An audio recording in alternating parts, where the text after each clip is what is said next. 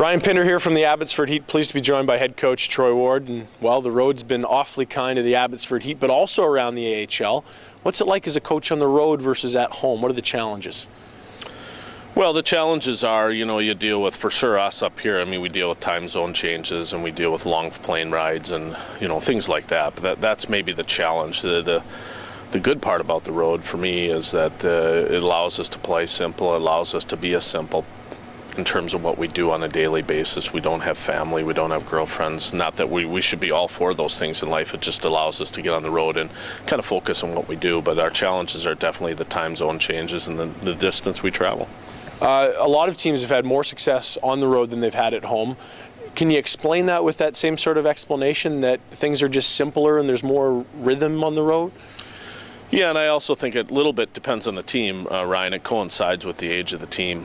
When you get a bunch of young guys, we've got a lot of sophomores here. I think it allows them to get on the road and just kind of be focused in what they do. And they don't have Xbox. They don't have all the new things that they normally do here at home. And I just think it allows their focus to get a little easier, especially at a young age. And when you're when you're down in the south like we are, the advantages for us are the fact that we get warm weather and we get nice weather, and we can also enjoy, I think, each other's company. We become closer as a group, as a team, and being a team is as much away from the rink as it is at the rink. So it allows us a chance to do that.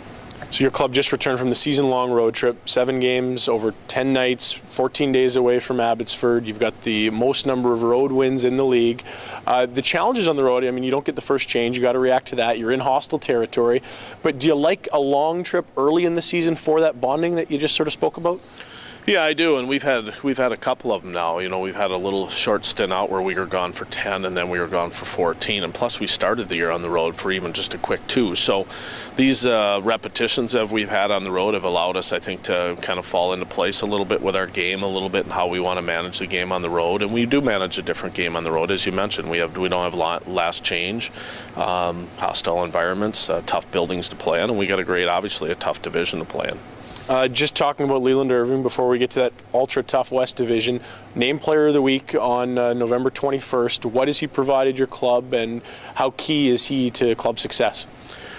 Well, what he's provided us for is he's provided us with some maturity back there, and he's provided us with some experience. And those things are really critical at this American League level. Anytime you have experience in goal and you have some maturity to go along with it, it allows you to be a better team instantly. And that's been really the big thing, I think, for us. The other thing that's a little bit of unknown for Leland, like we give Leland all the credit in the world. He's a really good pro. He prepares well both physically and mentally, but he's also been stabilized, I think, this year too by having a goaltending coach here in Jordan Sigalette. And when you have that on a daily basis and you get somebody to talk about the game and things like that, and just other little nuances of playing pucks and little things like that we as a group of coaches that normally don't coach a position, I think that's brought a lot to the table for Leland too, and that's part of his success.